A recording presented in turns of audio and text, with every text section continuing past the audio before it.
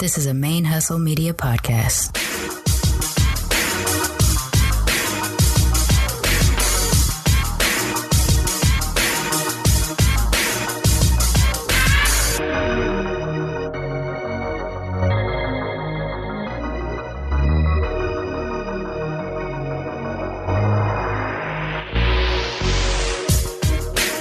To Militantly Mixed, the podcast about race and identity from the mixed race perspective. I am your host, Sharmane, aka Mixed Girl Maine, and today is a very special episode of Militantly Mixed for two reasons. One, because we hit episode 10, so we're finally in the double digits, which feels great. And the second reason is because who I'm talking to. Our guest today is named Jules. He is the very first person I came in contact with once I decided to pull the trigger and finally start doing this show in sort of the interview style or the discussion style that you are now familiar with. I'll get into all of that here in a minute, but first, just, housekeeping stuff. One exciting thing that I would like to announce today is that we have another sponsor on Patreon. Gosh, it's awesome that people are being affected by the show and willing to support keeping us going, help us pay the hosting fees, help us improve our equipment and stuff over time. So, and to be a Patreon sponsor is a commitment. You are committing to multiple months at least of patronage. And so that means a lot when people are willing to do that. And so, shout out today to Emma, who is our most recent Patreon sponsor. She and I connected originally on Twitter. She had found the show, was listening, hit me up to let me know how it was affecting her. And we ended up crossing over into emails. So hopefully I'll be able to share her story with you down the line. But yeah, I was driving on the road the other day and I got a little ping that told me that we had a Patreon sponsor. So Emma, thank you so much for contributing to this show. Your donation is very generous and it will help us keep going, keep the lights on, so to speak. And I just appreciate you so much. And everybody who is continuing to sponsor the show, again, I appreciate you as well. So it's just awesome. And for those of you who do want to contribute to the show, but don't want to or cannot or whatever, doesn't matter the reason, don't want to commit to the monthly subscription, that makes complete sense as well. We do have the other option available. Finally, we have our PayPal button available. That is, if you go to paypal.me/militantlymixed, you can hit us with a one-time donation there. And every donation that we get helps us keep going, helps us keep growing. And that's what's important because the goal of this show is to push mixed race representation across the board. And if you're helping us keep that going, you're telling us that that's what you need and want in the world as well. So thank you so much. So yeah, there are two ways that you can contribute to the show now is Patreon, www.patreon.com/militantlymixed and paypal.me/militantlymixed. So thank you so much for that. Just a little bit of business, I guess I can say that. For those of you who are wondering about the ManeHustle Media tags that you hear at the beginning and end of every show, I guess I can talk about it a little bit. So ManeHustle Media is my company. It is a beginning or early stages podcast network for people of color created content. Right now we have 3 shows on the podcast network. There's a couple that are pending over the course of the next 6 months or so. So we do hope to grow and get bigger and expand to share more POC voices in whatever context those are. So yeah, ManeHustle Media, if you're looking for other shows to listen to and you don't want to wait every week just for Thursdays for Militantly Mixed, you can join us on Tuesdays on Militantly Mixed, the Black as Fuck edition with my boy Blurred Vision and myself. This is us finally having time to come together to talk about blackness from the mixed black perspective, which is basically all of the conversations that Blurred Vision and I have together anyway. So check that out. We're only on episode 4 there, so you don't have too much to catch up on if you want to start listening to us there and following us on, subscribing to us on all of the different platforms that you check us out on. And on Wednesdays, we drop Black Radical Queer, which is very self-explanatory about what it's at. It's about Black radical queerness. My girl Javia Nicole is an awesome podcast host. I'm just a big old fan of hers as a person, as a friend, as a podcaster. She is out here living her life in a big ass way. She is all kinds of black, all kinds of radical, all kinds of queer. She has amazing guests every week. I don't know if you can hear it in my voice, but like I sit in the booth recording the shows, but I'm a fan. And I listen to the show, even though I've edited the show and produced the show. I actually listen to the show when I'm driving around my car, listening to my podcast every week. So yeah, check her out. I would say you don't have to be a Black radical queer to listen to the show. Although if you are going to get your life there. If you aren't, you are going to get exposed to something that you don't experience. And that is just as important. We got, representation. I won't stop saying it. Representation matters. And the more people that aren't in that category that listen to our shows will get exposed to a side of life that you don't know. And maybe we'll help you with your empathy. Maybe we'll help you with understanding what it's like for those of us that are in categories that are othered. This is just another side of that coin in terms of, my shows being more mixed race related and Javia's show being Black radical queer. But it's a badass show. So check it out. And that drops on Wednesdays, also on all of the podcast platforms and YouTube and everything like that. So check us out. And then, of course, Thursdays, which you're already familiar with. You're already listening to Militantly Mixed. And if it is giving you what you want, help keep us going, keep reaching out to me, telling me your stories, come on the show, share your stories with everybody else. But yeah, support ManeHustle Media, because what we're doing here is pushing representation for people of color, LGBT of color. I mean, hopefully, eventually, all kinds of types of shows that are created by people of color. And I, hope to grow this into an easy platform for people of color to get on and participate in. So support us and check us out on all of our shows. And all right, let's go ahead and switch over to this week's episode. I don't think I have any other little details oh, wait, no, I do. Black Radical Queer just dropped their fundraising t-shirt on Teespring, and it is a hot black on black t-shirt. It says Black Radical Queer on it. It's badass. So go to teespring.com, search for Black Radical Queer, cop that t-shirt, help support Javia's show, and then just walk around being fly as hell in your Black Radical Queer t-shirt.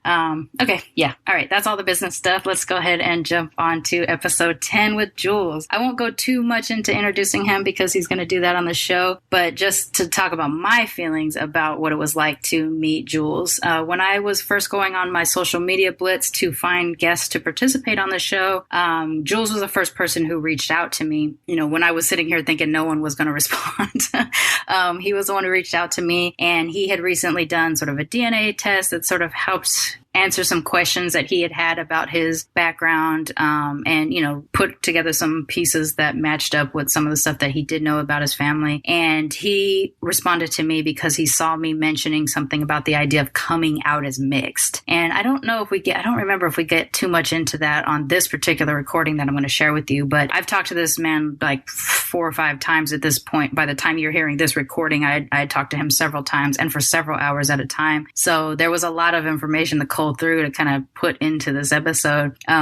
Because he was also the very first person I talked to, there really wasn't a flow yet, but because of the conversation I had with him, the show turned into what you are now familiar with, which is kind of why I've hoarded his interview for a little while, because I wanted you to get a chance to get comfortable with the show and get comfortable with me before I shared the thing that kind of jumped us off.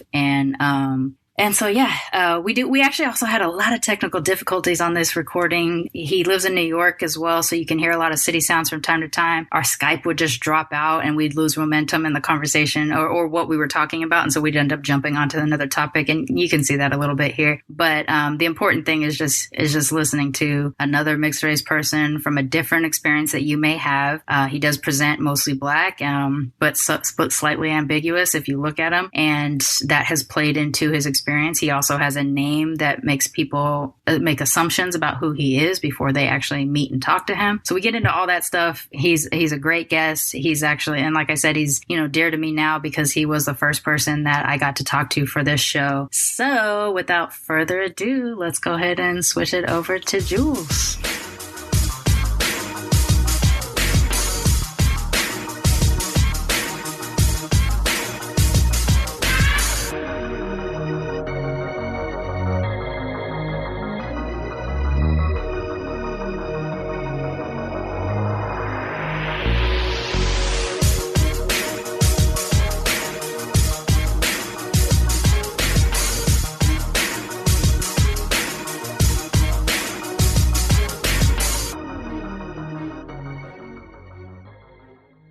Jules, you are my first person I ever connected with for the podcast. We're finally getting a chance to sit down. I know both of our schedules have been kind of crazy, so I'm so excited to get back with you to chat again, because I felt like not only were you the first person I connected to through my Militantly Mixed post, you're so you'll always be special to me in that respect. But I also feel that in our first conversation, we bonded so much and we had such a therapeutic session that I didn't even. You're the first person that showed me that this wasn't just my selfish endeavor to kind of connect with mixed people and talk about mixedness, but to actually like create sort of a healing community between us, because as mixed people, because we all have different experiences. And I didn't realize just how much of an emotional ground. Yeah. And it has had such an emotional impact on me over the last few weeks recording some of these interviews. So I'm glad to be back with you and finally getting a chance to sit down and do this recording with you. So let me give you a few minutes so you can kind of introduce yourself in your own words, talk about whatever you want, and then we can jump into the rest of our conversation.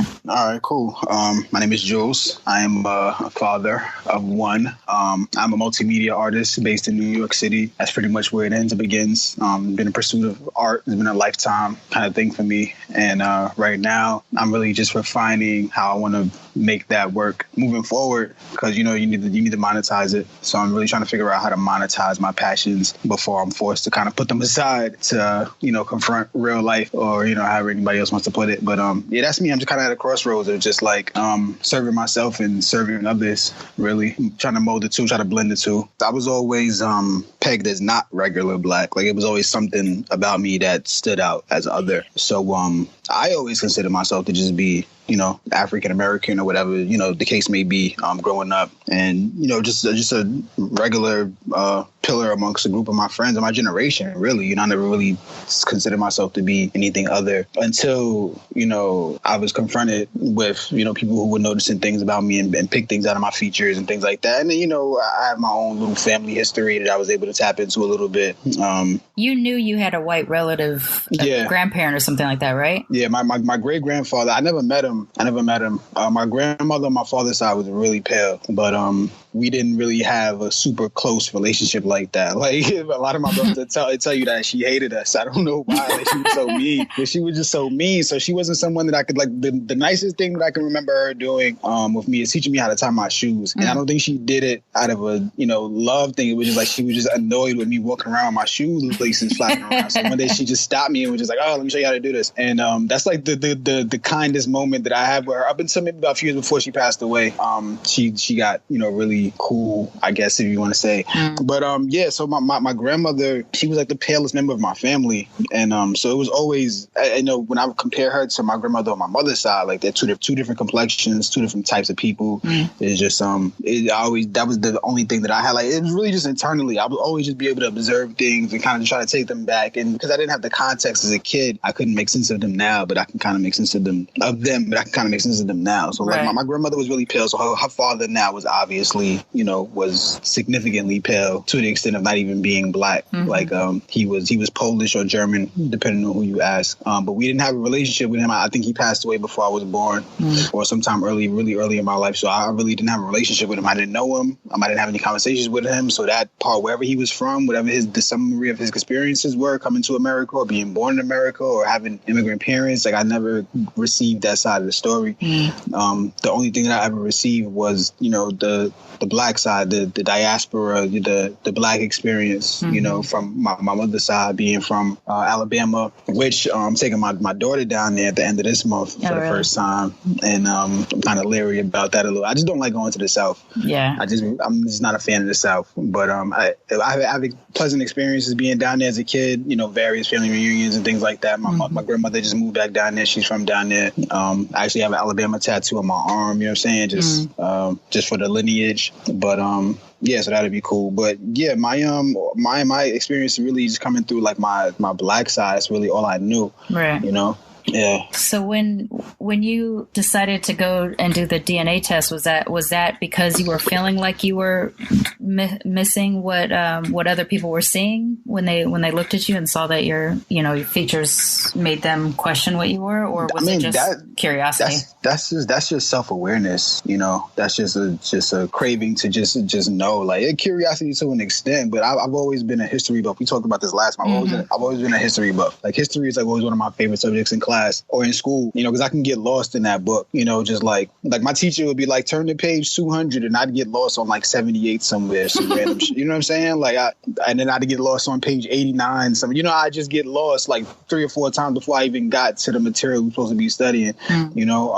That's just always been me. Like, even with the whole vinyl thing, like, I don't know. I guess I'm an old soul. I like vintage things. I don't know. I think certain things just resonate with me, but history has always been something that's always really intrigued me. So, going back to, my parents, my grandparents, and my lineage, and the fact that I could open a book and read so much about other people's histories, right? But I couldn't about my own. Even like my last name, I can't Google my last name. Like, my last name is not even wasn't even really passed down through my family. It's like my dad kind of just made up my last name just in an attempt to separate himself or whatever. Like, even the story of that I don't really have. I think my dad was actually married when he married my mother, so I think he was kind of trying to subvert the system. It's real. It's real. So like my last name is I'm like the first one. Oh, really? With my last name, so like even then it's like I'm roadblocks all around where I really have to kind of track down my family members and get the story directly from them. And that's not really a possibility for me. It's not really convenient for me, I should say. Right. So the DNA, when I got hip to the ancestry, and it was affordable, it just opened up a whole new lane for me. It was just a matter of really just sending the deposit or entering my billing information and then just waiting for the results to come back. And that was really exciting for me, because I can do that on my own.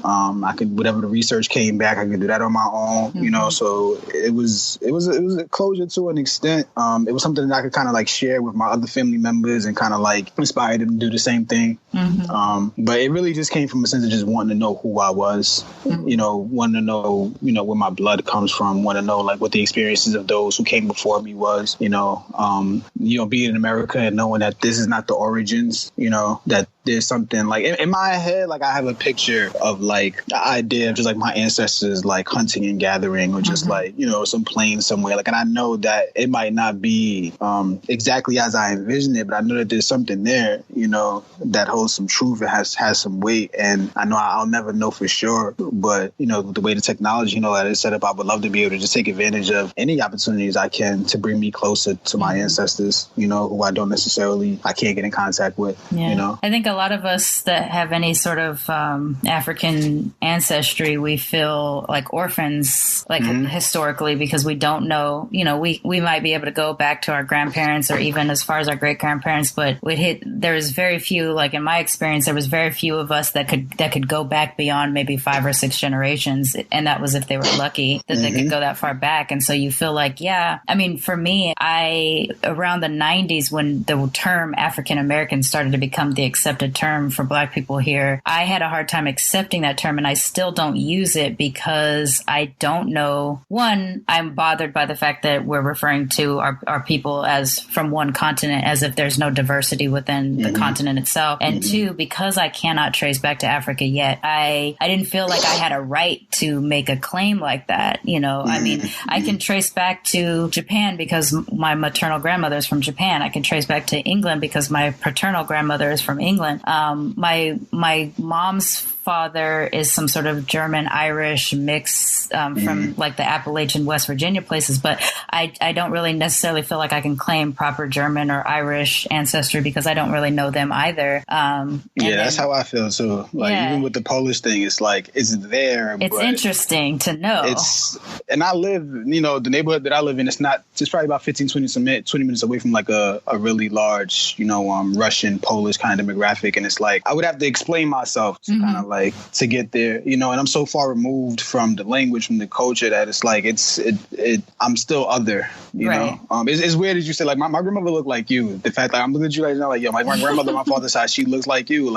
It's wild that you say that. Yeah, it's just I feel that any of us that do descend from Africa, even though we don't know where exactly we come from, we feel some sort of connection based off the fact that we are all orphans of this continent, and all products of colonization, or even, I would even go so far as to say victims of it to a degree. Like, even though I am not directly, this is not even quite accurate either. I was going to say not directly oppressed, but though I think that I am, even though I'm not directly, like, I wasn't kidnapped myself and I was not carted over here against my will and all this kind of stuff. But you're only here because that happened. It's like, only here. Products of that. Right. It's almost, it's almost like, damn, like, I feel a way. I feel when I think back about that and the atrocities and the horrors, is really only about 90% of me really wishes that I could change that. And I would say even more, like 10, 15, 20% of me is kind of like appreciative that I'm even here, because I wouldn't be here without it. Yeah.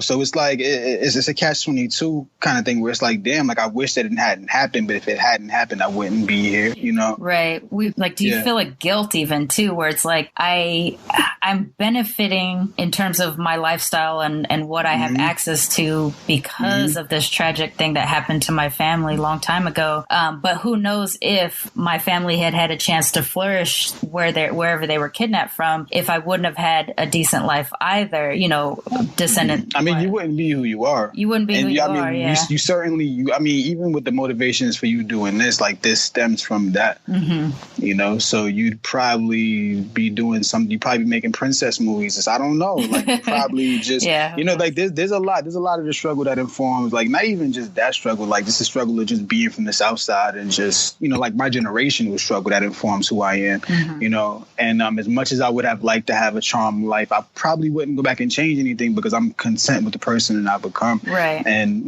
with looking forward and what I want out of life, like, I'm pleased, knowing that this is not the end for me and I still have a lot to carve out. And I think I do have the tools, to do that. And I'm not sure of who I would be if, I didn't have the struggle or I didn't have the experience. It's not even so much a struggle, but even witnessing other people struggle, and being humbled by that and just having that balance. I don't really feel like I would be that balanced of a person. Right. I feel like, material things and monetary resources are easy to come by, once you tap into it. And I feel like, we've definitely been held back from, the capitalist process and, economics. But I definitely feel like the experiences is way harder to come by. Like, once you've accumulated those things, or if you're born into those things, if you don't have the context, to really use those tools properly, then, it's kind of a waste. And I'm fortunate feeling like, my life is not a waste, and I still have a ground to stand on,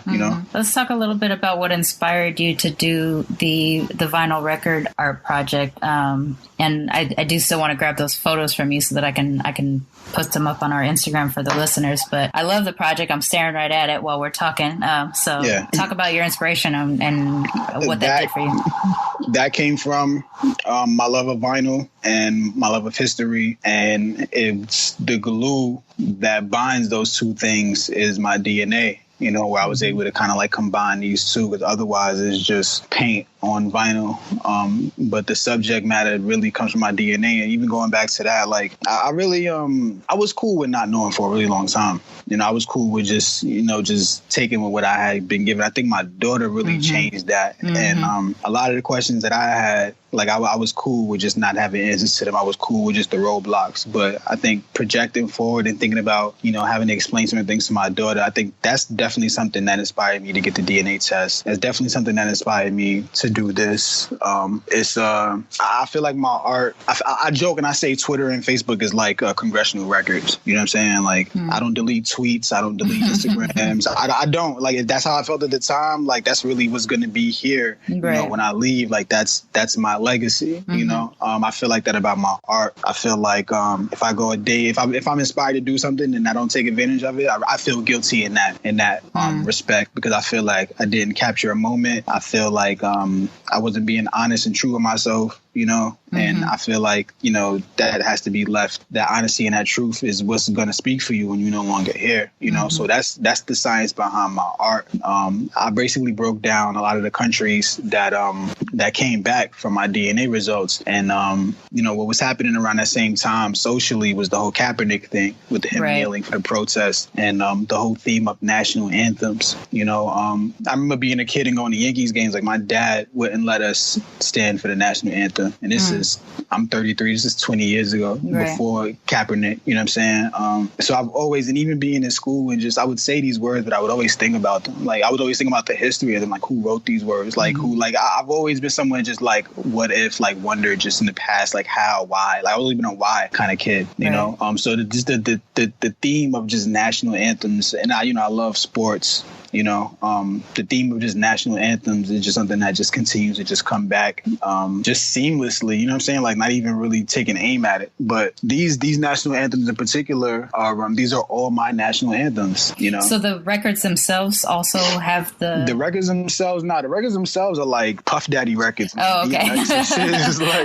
Like, one interesting one that I do have actually that I'm working on for a friend of mine is a Haitian record that I specifically went and sought a Haitian record. I'm doing the Haitian flag on hers. But the rest of them, and that's the thing about it. Like, a lot of these records are records that I already had. Some of them are a little bit damaged. Some of them are records that I just had. I was able to repurpose them. But I was able to kind of like put them in my hard drive so that I don't even need the records. I have them digitally. But this is like the other sides of these records is like the other national. It's like my generational national anthems. The DMX records and like Mace and Puff Daddy. Like, these, like, growing up, I'm doing a project called Raised by Rap. Like and like those are like growing up, like going to the schoolyard. Like, these are the songs that we're singing. Like, these are the songs that raised us. You know what I'm saying? So it's I didn't mean to do it like that, but for whatever reason, it just happened like that.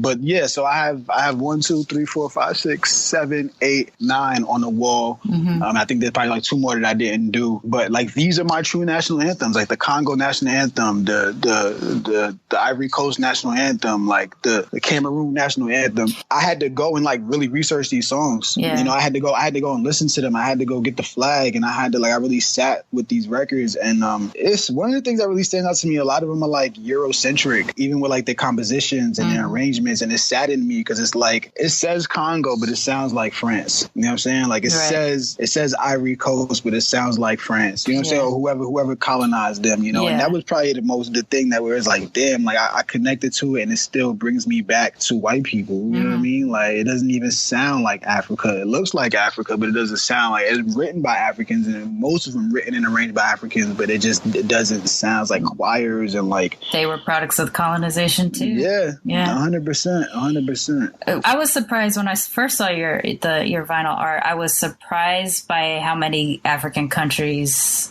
you actually descend from, and I never thought about that as being a possibility when I was deciding to do the test for myself as well. I for some reason I thought at best I'll be 1 or 2, like maybe Cameroon or the Ivory Coast or something like that. But I never thought that you would have so many, and it's amazing to think about how rich your history. And you do. I mean, you're very ambiguous, even in terms of like a Black person. When I first saw you, I was thinking maybe like Senegal or something like that, and I was really surprised to see the diversity that you even have amongst your Black side.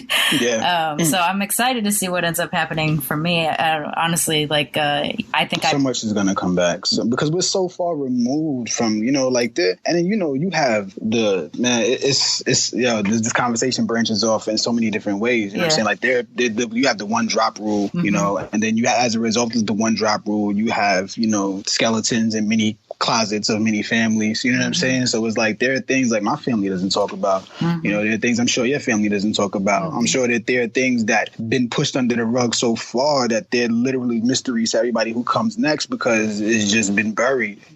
Right. So I mean, I know you like me. I'm one of the things that really bothered me is that I'm only 79% African in my DNA. Like that 1% of 80, like it bothers me. Like it bothers me. I get it.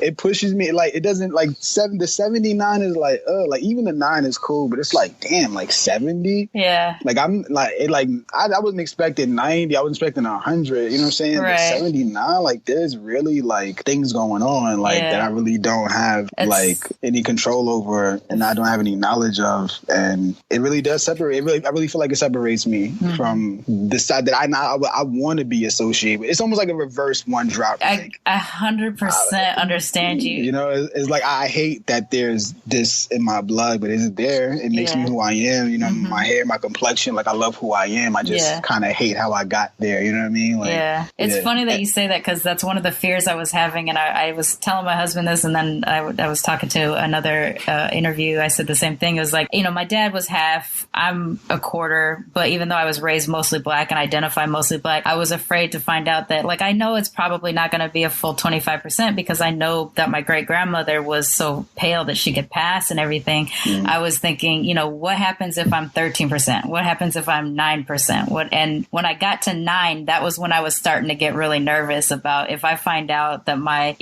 blackness is that small when it's so much a part of my identity. You know, how will that change the way I feel about myself? And, you know, it's kind of funny to think about, but at the same time, like, I don't want to throw myself into a crisis of identity. It changes how I see other people, because it really solidifies to me that people judge you based on how you look and nothing else.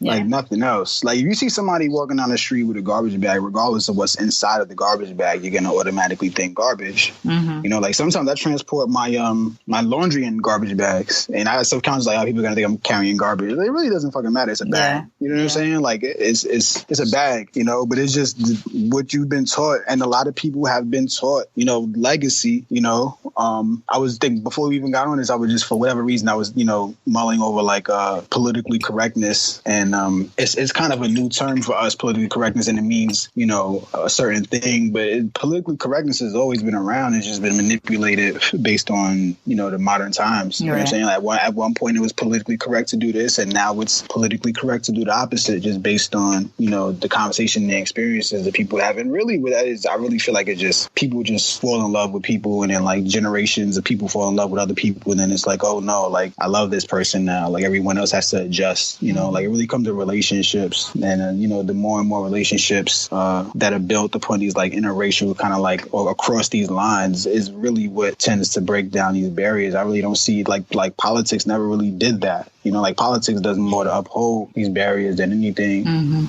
I mean, look at how many different ways they describe black people: Africans, colored, I don't even like that Afro-Americans. Like look at me and you, like we're brown. You're just lighter brown than I am. Like, I don't know any white people. I don't know any black people. I know people who can pass and who have been taking advantage of being able to pass, but they're just pale ethnic people, you know, and that's what frustrates me even more, you know, because it's like, bro, like I got that in my blood. I got just as much of that in my blood as anybody else does, but it's the outward appearance. I actually have, I'm not even going to get into that, but yeah, it's just, different. Like my name is Jewel. I introduce myself as Jules, you know, and sometimes in email, people get an idea of what that means. And then when I show up, people aren't expecting this. Right. You know, so a lot of times it cancels me out for opportunities based on, you know, sometimes I get opportunities that aren't meant for me, and I don't know until I get there. Sometimes, you know, people don't even consider me because of the name, you know, and because it's just, it's craziness, man. People, the outward appearance really determines like how people treat you, you know. And it's funny, that moment too that you're talking about, when someone finally realizes and makes that connection, because you know I'm kind of yellow and my name is Sharmane Latrice, and then I walk into some place and they're expecting, you know, probably the most hood black person they can see because my name sounds so hood. But then they see me and you see that moment in their face where they're just like, oh, you're not what I was expecting. I used to get it with substitute teachers, job interviews. The readjustment. And you know, it makes me uncomfortable too. I had a job. I was in Philly for the Roots Picnic. I was working the Roots Picnic. You know, we all standing around, they calling attendance. And it's a moment I always wait for. You know, it's like Jules. And I just raised my hand quietly. And the girl looked up at me and she goes, oh shit, plot twist. Oh no, she said that out loud? No, yeah, she said, and everybody giggled and laughed. And I'm like, yeah, story of my life. Like, right. You know, but I was waiting for I knew it was coming. Like, before it even came, like, I knew it was. I was just waiting for it. You know, that's why I kind of was like, yeah, that's me. You know, like, because it was like, Jules, like, here, you know what I'm saying? Yeah. It was like, nah, look, you see me, I see you. And she was just like, oh, shit. Like, but people can't help but to have those responses because it's not, people have expectations based on their own little experiences and their own reality. Right.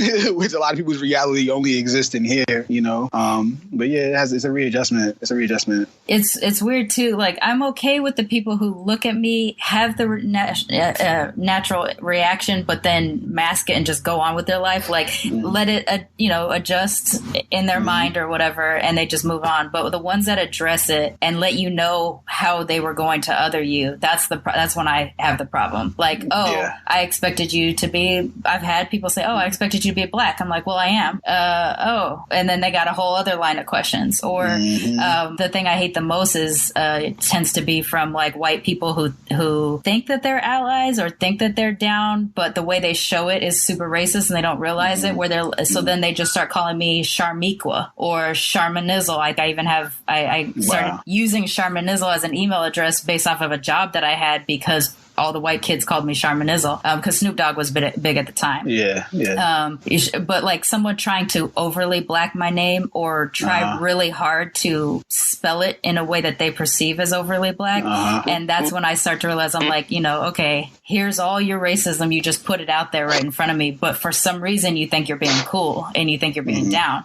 Whereas, black people aren't going to do that. They'll look at me and be like, you're one of us. Like that's when the one drop rule applies to the family, the sense of family that we have as black people. But you don't get it on the other sides. And it is, I would definitely prefer the person who acknowledges that they had a preconceived notion and then adjusts their preconceived notion to what the situation is, just move on with their lives. But when they try to overdo it, it gets really frustrating. And trying to be endearing at the same time. I know. Without knowing how disrespectful it is. But, that comes from also a lack of experience and a clinging to a reality that you've been fed, especially if you're young. And legacy, a lot of our ideas come from of ethnicity and of others comes from what we've been fed by our parents. A lot of people who don't have the experiences, like they just don't. They just don't. Like people in my neighborhood, like they just don't have and they won't even try to because they feel like they know already. And a lot of it comes from self-preservation. It's like, I'm not even going to investigate that because somebody told me that it may be hazardous to me. So I'm going to continue to treat you in a way that's beneficial to me out of fear. To a degree, you know what I'm saying? Like, that goes a little bit into kind of what we had talked about before about how sort of understanding your mixed heritage would inform how you parent, because there was, I think you were saying something about there being gaps in like how you were raised in terms of like informing you about your mixed heritage. And now that you have your own child, the work that you're going to do to try to make her feel comfortable in her own skin and not have that identity issue. She's aware of her melanin, of her complexion, especially being in this neighborhood. She's like the only one, so she definitely gets a lot of attention, and she's decent looking, you know what I'm saying? Like she's a cute kid, so she gets it from all angles. She gets the intrigue, she gets, minor backlash, because I think for women it's a little bit different because you guys are more sexualized and criminalized. That's a whole nother conversation. Right. But it's a lot of people kind of look at her and there's the questions there, but it isn't so much of the fear, sometimes it's, it's still like, stay over there. I don't want you over here with my kids, especially in this neighborhood that I'm in. But it isn't so much the variety where they'll run from her. You know what I'm saying? Like they'll just stare at her and I kind of have to be the enforcer and then I have to explain to her why they're staring at her. And I have to explain to her, why she shouldn't feel a way about, how the people perceive her based on her hair and based on her complexion and, based on who her parents are. Like I have to have these conversations with her. You know what I'm saying? She watches the Sesame Street where they try to be more inclusive now, and they have the songs about the kids with the dark skin, and they have the episodes about black people versus, all of this type of things, injustices and things like that. So she's being fed this information. I get on my tangent sometimes where I'm like, I hate these type of people and I hate that type of people, you know what I'm saying, just based on my experiences. And I have to be careful with what I feed her, you know what I'm saying, because I don't want her to grow up with a limited, idea of what the world is and who people are. But, it's tough. But she's aware, like she knows what's going on. She lives with these flags. I have masks and things. Like I try to push her towards, Afrocentric entertainment, you know what I'm saying, just so that she has representations of herself on TV or in whatever books that she's reading. And and it's not easy, you know? And that's a lot of times, you know, she makes suggestions and I kind of have to politely kind of like shut them down just because I don't want her, you know, being too, just too up under, you know, the commercialization or the general idea of what beauty is. You know what I'm saying? I'm a little bit tongue-tied right now. But I mean, you talked about a little bit about that, like the Disney princess thing and sort of limiting what she has access to so she doesn't translate that into self-hate. And the Barbies and all that. Yeah, and it's so easy, man. Like she says things sometimes where it's like, all right, I gotta pull back, or okay, like it's just, man.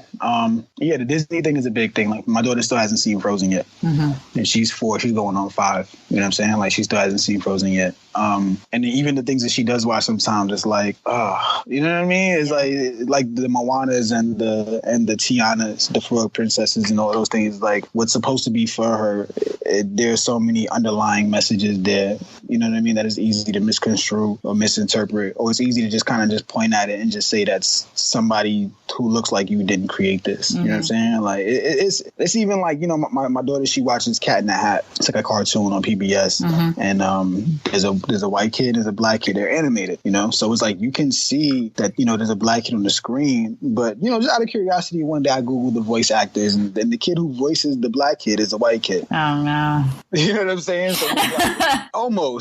I mean, like, subconsciously that gets in there. I mean, we feel like we can tell, you know, a lot of times, and which is what led me to do that. Like, I don't know. It's passing, but I don't know. Which led me to investigate it. And then even then it's disheartening because it's like, damn, like you can see the representation, but there still isn't a job out there for a little black kid. You know what I mean? And that's hurtful. That's the heart of what I'm trying to do with the Militantly Mixed, is to try to voice that problem. I mean, we know representation matters. We've seen it in a bunch of different ways, and we know how absent it's been in most of our lives. So that's why everybody came out and, you know, in all of their mixed up African attire for Black Panther or whatever, because it was something that, even though at the highest level of Black Panther, it was governed by white people, luckily those white people, or at least Kevin Feige, allowed himself to back off and let the Black people control the storyline, the direction it was going. They're at the highest parts of the thing, the producers, the writers, the directors, you know, so we got a sense that there was at least some Blackness dictating the direction of that story. I think, you know, the movies make the effort, and I appreciate that we're going to get more Black Panther so that we have, you know, a chance to see more of that representation. And I think even on the, I'm going to say, white female side versus the woman's side, they're going to do that with Captain Marvel as well. You know, they're having women involved in the crafting of that story and everything like that. But it is a very specific white woman tale. We're not going to get as much of that kind of inclusivity that we get in other places. But when our children, like, I mean, I don't have children, but when our generation's children are coming up, they're going to have a little bit more exposure to themselves in media that we didn't get when we were coming up. But like for me, I the first time I ever felt like actually represented in anything that I saw was just a character on the Cosby Show named Sharmane. And over the course of her story, she ends up being, I believe she ends up being like a crackhead or something like that, or some kind of drug addict, problematic person in some way, shape, or form. And so all that excitement of finally hearing my name being voiced on TV, it ends up shifting into a negative over time. And you know, you're looking for somebody that looks even remotely like you. And I have to choose someone that just sort of resembles me in personality, not necessarily in look, because there's not a whole lot of Black, Japanese, white people out there on screen. I mean, as it is, Asians fight for representation and Black people fight for representation. So then, you know, you got my little mixed ass being like, but what about me? You know, what about my Black Japanese story? Where's that at? I think the problem with that is that if it didn't have anything to do with the return on the investment, then it would be way more inclusive. Because how many Black, Japanese, white girls can you sell that story to? It'd just be me and my cousin. How many times are you gonna buy it to support the production costs that go into that? And that's why I really don't get mad, you know, when I see things geared towards, you know, certain demographics. I understand it, but but then it takes me back to it all being about economics and entertainment. It's not about anything beyond that. There's no depth to a lot of this stuff. It's really just about return on investment and just, you know, like you said, Disney guys, and they can step back, because they know that they're getting a return on their investment.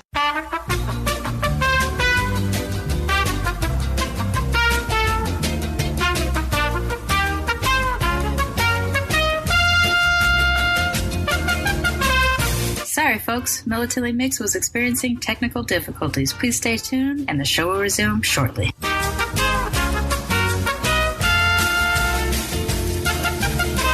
Is there anything else that you want to talk about in terms of your art?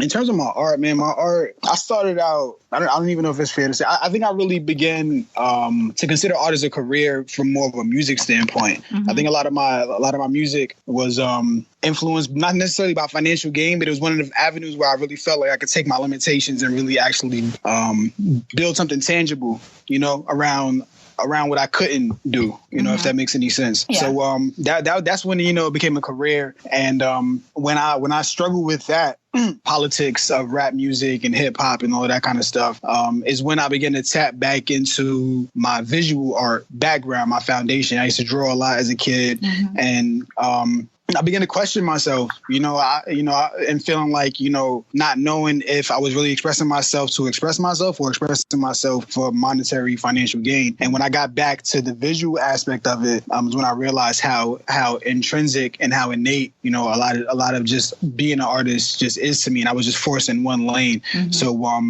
art is who I am. Who I am informs my art, and then my pursuit of art. It's a cycle. It feeds itself. It feeds each other. Mm-hmm. Very much, I've been doing a lot more things in terms of just like the colors, like these colors behind me, the studying the flags, like these are the colors I'm more so gravitate towards now, It's really primary colors, man. Like it's really just primary colors when you really look at it. Yeah, you see a lot of the Pan-African colors across multiple ones, and then in general they tend to be sort of primary. Yeah, colors. they're all primary colors. Like even the blue is like the blue with the Congo and the blue with what is this by me, Chad? Like that, just the blue. Like I never really associate blue with Africa. Red, black, and green. And just the blue is just it threw me. It did through like just. It's just coming back to everything I'm kind of just been taught just through, my art classes and my art teachers, because they don't really teach us, African art history. Right. You know what I'm saying? You go to a museum, there's no artist to attribute any of these things to. I was watching something the other day with my daughter about Picasso, and it was like a reenactment of him like trying to be inspired, and he's like in this museum, and he's like looking at all of these like paintings like the Mona Lisa, and he's like, oh, you should do something like this portrait. And he's like, nah, and then like there's like a ballerina, like a Degas, and she's like, oh, you should do a ballerina. He's like, nah, and he turns and he sees like these African masks, and like it completely like it energizes him, motivates him. You know what I'm saying? But we're not taught that. We were taught about Picasso, but we weren't taught that Picasso was directly influenced by African art. That's something I never heard that. I had to continue to do my own research as an adult to realize that. You know what I'm saying? Like everything comes back to the source, and it just makes me continue to wonder why, the source has been kind of diluted and misrepresented the way it is. So one of the main things that I've been doing now, I've been really limiting my palette. These palettes are very limited. It's 3, 4, maybe 4 colors at most. I've been limiting my palette, and I've been playing with just shapes. So you're doing it like as a challenge to yourself to make something the most creative you can within this limited scope. What I'm really trying to do, man, I'm really trying to tap into what I can explain and what I can express, what I can articulate. I'm really just trying to just let the flow kind of like, I don't want to get in the way of myself. I don't want to self-edit before, I want to just do. And in doing that, I really feel like what comes naturally, then I could kind of break that down. I could look at that and I can dissect that. So I can even take like, this is these little neon African masks that I did, right? So it's like, it's ancestral, but it's neon, you know what I'm saying? Like even just the neon. And this is a palette that was inspired by my daughter, something that she did. And it just made me kind of just want to like bring life to, usually you go to a museum, this is brown. Right. It's all brown or it's all like some shade of brown. Like the neon to me brings it to the modern times. There's something else that I've been doing. This is like where I really tapped into like my style that I'm, with the shapes, the really colors. Graphic, like, it's almost a language in itself, and it's alien, but it's very down to earth. So that's what I've been playing with right now. Just like these shapes and just these colors and just how they resonate, how they play off of each other. I like that one a lot. When I was a kid, I was heavy into graffiti, and it's all writing on walls, and it all stems from a place of wanting to be remembered, you know what I'm saying? And trying to communicate with other people, you know what I'm saying? It's its own language. So that's what I'm really trying to tap into, language language and just color. And so that's where these things are taking me now. And that's what I'm exploring. I have this right here also. I like the materials that you use too, non-traditional style. What is that, a plexiglass or a glass or something? It's just a glass. Yeah. And then cardboard for the other thing. Cardboard. I use what I have. The canvas is getting expensive. But these things, like a lot of this directly came from. This is just me. These are like testing grounds. Yeah. Like a lot of this. This is what I'm saying. The primary colors. You know what I'm saying, and just the patterns. Like a lot of this comes from just I don't want to say so much dashiki, but just African patterns. Like you Google African patterns, like so much comes up, and then I look at these things and I'm like, bro, like they're so intricate. Like not only the process of weaving and a tapestry, but just to conceptualize some of these shapes, and they look random, but they're not random at all. They're very thought out. It's craftsmanship that goes into that. You know what I'm saying? Right. I really just try to understand the motives behind it and the people who, the trial and error, you know what I'm saying? And that's what brings me closer. Like that process, that exercise and creating art and going inside of myself and pulling something out tangibly, that's as close as I can get to my heritage, to my ancestors without even knowing what I'm doing. You know what I'm saying? So the art to me, that's what it is for me. Like without art, I really don't, I'm lost. I'm completely lost, Yeah. One thing that I like about your art in particular is, especially the flag project, was just that you found new information and you processed how you felt about it through your artwork, and it has opened up a different kind of art for you. And I think that how we deal or how we process a lot of the trauma that we've had in terms of our race and things like that, we do it all different types of ways, and it can be beautiful and it can be painful and it can be destructive and all that kind of stuff. But I just love that I'm getting a chance to talk to other people that have these different things.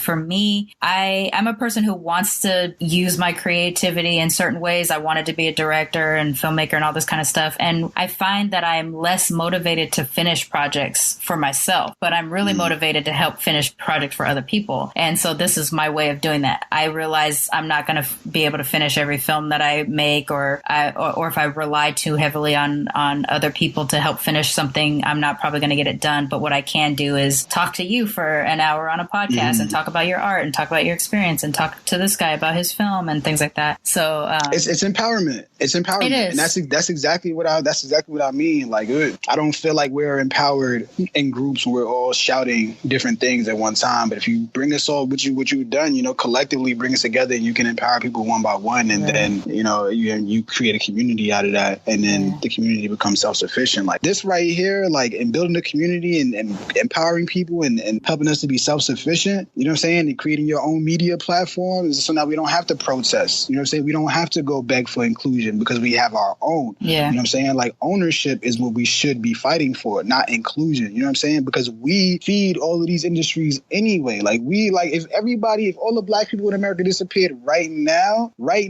this whole country would change, bro. This whole country would change. Like this country is a superpower off of our backs. Yeah. And we're not even like, bro, you want to talk about third world countries? Like we got the worst education. We got the worst air quality. We got the worst water quality. We have the worst human relations. How are we at the top of what? You know what I'm saying? Like military superpower. Military superpower, which is also funded by people who don't have a choice but to fight for this country because they need to go to school. You know what I'm saying? And that's us. Yeah. That's us. We support every industry in this. You know what I'm saying? Like, so, we can pick up and we can empower ourselves. This right here, I appreciate this. Yeah. You know what I'm saying? Because even with you, like, I didn't know you before. Yeah. I consider you an ally and not keep going back. But this is, we need more of this. We need more communication. We need more conversation, because that's what's truly an understanding and empowerment and ownership. Because that's, to me, is what's going to change our plight, our situation, our standings. This is so important. People don't understand how important this shit is, man. Like, I mean, even for me, like, I think I kind of said in the beginning, this thing, I set out to do something, and what it has become is totally different from what I originally thought it was going to be. I'm a person who likes to talk, and I like to talk about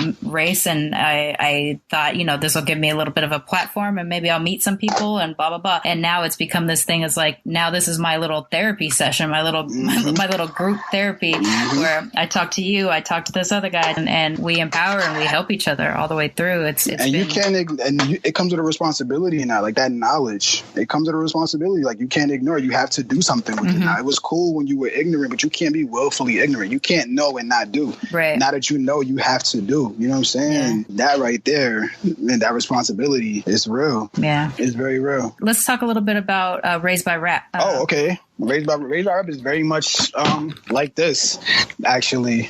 So I wanted to write, this is me just in my mind, just trying to figure out how I could leave the greatest legacy behind and how I could express myself with the resources that I have. One thing that I always want to do, I want to write a book. And Raised by Rap was going to be a collection of essays just based on the different rap songs that I was able to pull like real life lessons from. You know what I'm saying? Like I was laughing and joking the other day. Money over bitches is a theme that I got from rap music, you know what I'm saying? And not to be, not the vulgar aspect, not to focus on the bitches part, but it's really just like taking care of your finances before you go out and you seek friendship or companionship. You know what I'm saying? And that didn't come from my mother. That came from rappers. Yeah. You know what I'm saying? Like, there's just little things like that where you don't even recognize it when you're saying it, but it really informs the decisions that you make or that my generation has made. And it really contributes to the people that we became, And for me, I love rap. Rap was given to me from my older brothers. Rap is something I shared with my younger brothers. Rap is something that brought me and my classmates together. You know what I'm saying? And still to this day, rap music, it gets a really bad rap. It's very painted in a very negative way. It's promoted very negatively. But there are definitely practical application, there, and for better or for worse. Everybody doesn't get the positive. There's a lot of negative, habits that I've picked up listening to rap. Like, I love Prodigy, but because of Prodigy, I say, you know what I'm saying, and not mean a lot. You know what I'm saying? Yeah. So, like, a lot. And in my own little way, like I'm honoring dude, you know what I'm saying? I'm honoring my own history because it's like, it's my connection to the past. You know what I'm saying? It's my direct connection to the 90s, which to me was a really kind of cool time for me. You know what I'm saying? Even when Prodigy passed, it was like, one of my family members died. You know what I'm saying? And it came just as unexpectedly. You know what I'm saying? So, and there I go again. But yeah, so I went from book form. I was struggling to really write this book. And then I just realized that I had so much media at my disposal. And I have, so many peers, who have shared the same experiences. And I just began to track some of my friends down and my associates. And I just have the conversation with them and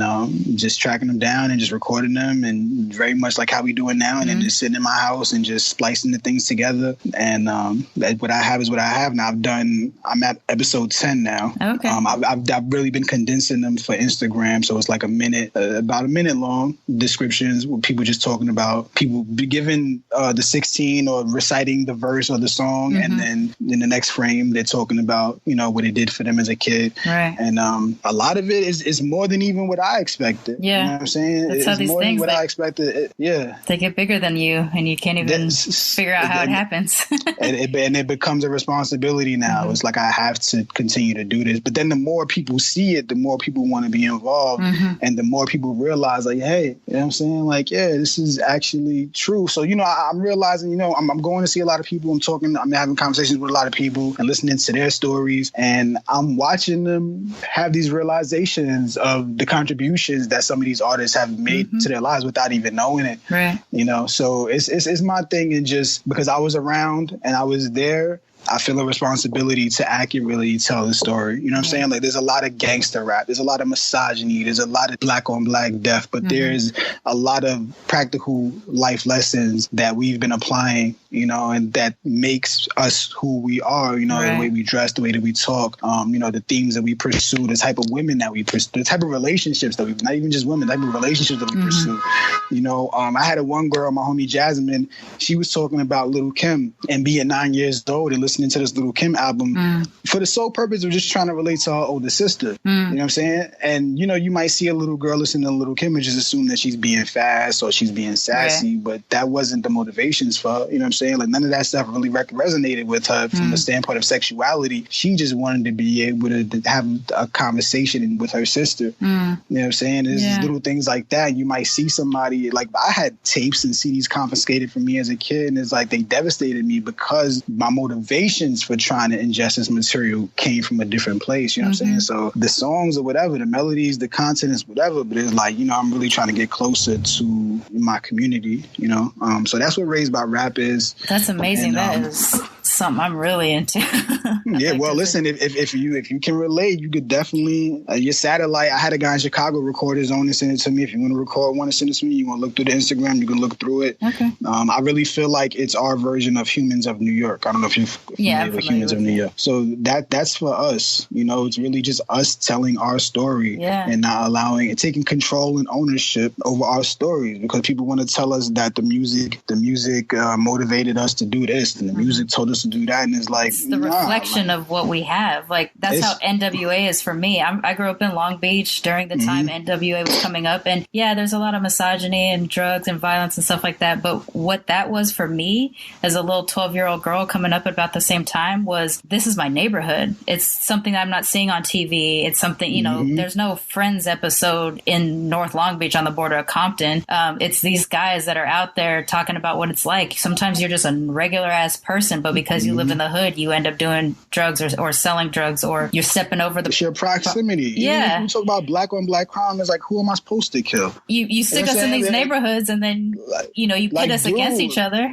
And then you want to talk about what we're doing. Like, a lot of these situations were created, Deuce, and your environment dictates who you interact with, because like our culture is American. Our culture is pop culture, is American popular culture. Yeah. You know what I'm saying? Like that's our contribution. So it's like I feel a responsibility to kind of like clean up the reputation that rap has had, because I also consider myself an intellectual as much as I consider myself a rap fan, a hip hop fan, or whatever the case may be. You know what I'm saying? A lot of my intellect, a lot of, my vernacular, it comes from just constantly just being confronted with rap music. So that's my I don't want to call it my opus, but at the moment, that's like the most important thing that I'm doing right now. I feel like it can be academic, it can go in galleries, it can go, it can go wherever. It can be entertainment and it can be informative at the same time. So I'm excited about that. I'm really excited about that. Yeah, that's great. I definitely want to push that too.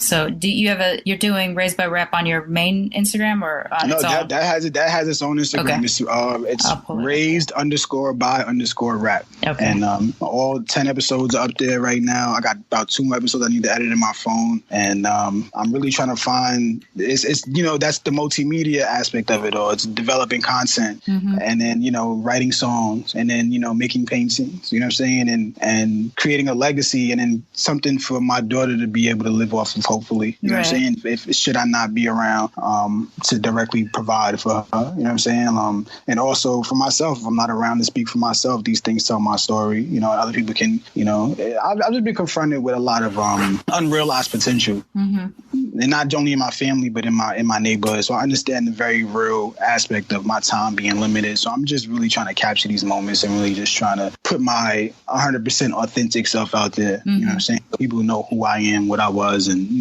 type person that I was. But yeah. I like that a lot. All right, cool. Thank you. Thank you, Sharmane. Thanks for sticking with me. All right. So, that was the first official recording that I did with Jules for the podcast. It was about the second time or third time, I think, that he and I had actually talked.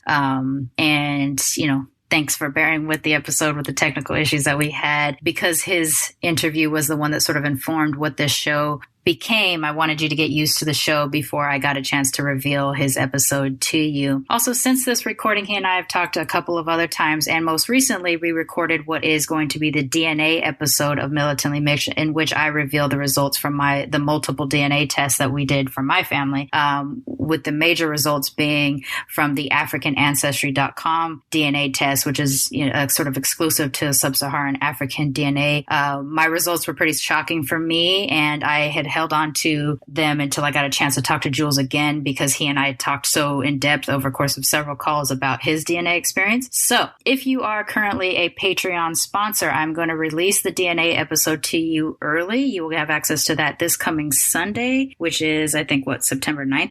So you will have early access to that show on Patreon, and you'll get to hear about my experience and discovery of what my African ancestry is. So I now finally know where in Africa my family comes from, and some of the stuff that I learned from the Ancestry.com results, which are less specific, but still some interesting things were revealed that I didn't know, and actually had unsettled some of the stuff that have been stories passed down in my family for several years. So it was pretty interesting, and I had held on to my results and revealing them on the show until I got a chance to talk to Jules again. So we share that experience together. If you are on Patreon, you're going to get that this Sunday. If you are not a Patreon sponsor, I'm going to release that episode sometime next month, probably towards the end of the month. So this is our first attempt of giving some early content to our Patreon sponsors. So thank you for listening, and we'll be with you next week. Peace, y'all.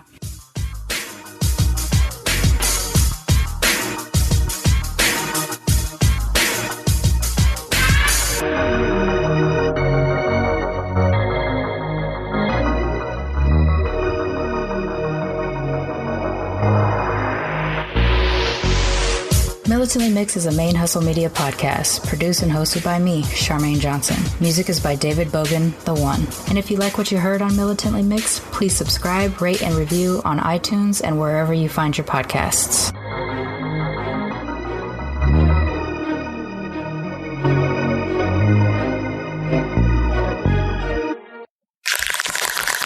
ManeHustle Media. Turn your side hustle into your main hustle.